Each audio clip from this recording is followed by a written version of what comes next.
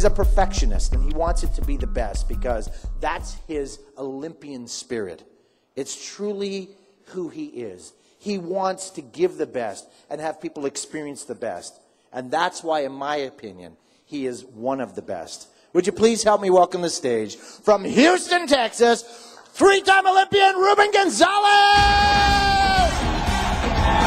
All right, here we go, man. Let's do it. Woo! Hey, look at this.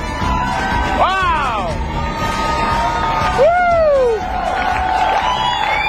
All right. Even before my first Olympics, I might have been jogging.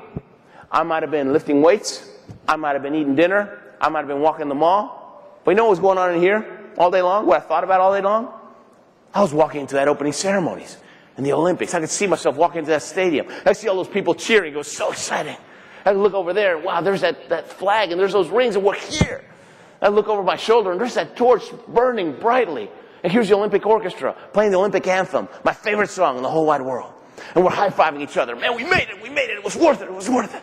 And you feel the cold wind hit your face. And you feel the snow and the tears of joy. And you feel the goosebumps just riding up your face. I can feel the goosebumps right now, guys. I am there. I am. And 4 years later, when I actually got to go into that stadium, it was just like I imagined it, only 100 times better. It was awesome. Awesome. Thanks, guys. Thanks.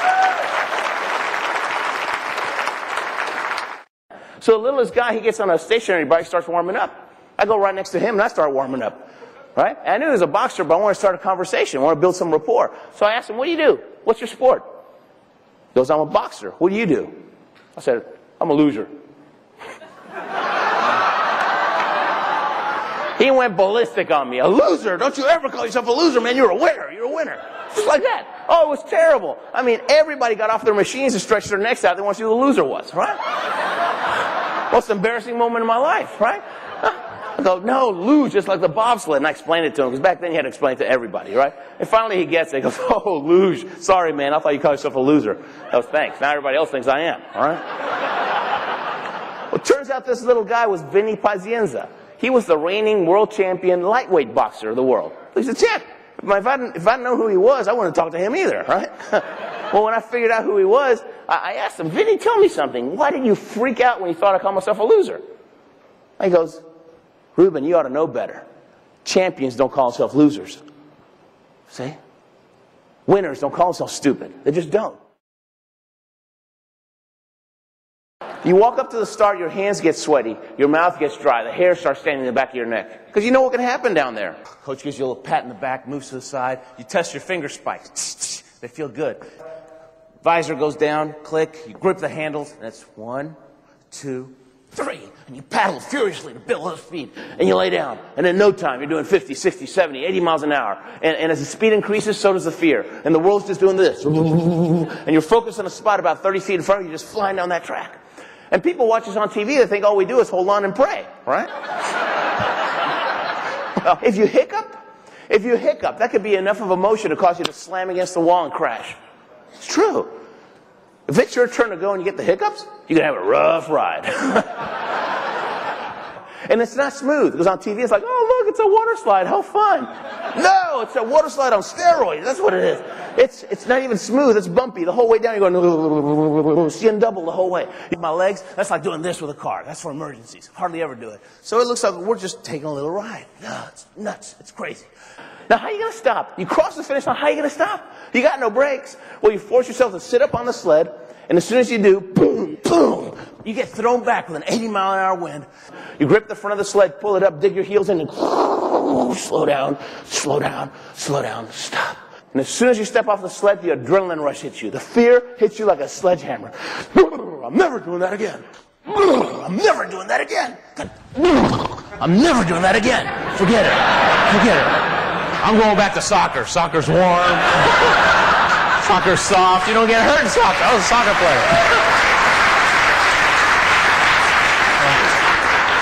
What was I thinking? Why did I do the luge? Why did I do ping pong or something like that? Curling, that'd have been good. No. And you want to quit with every fiber in your being, because the fear is that strong.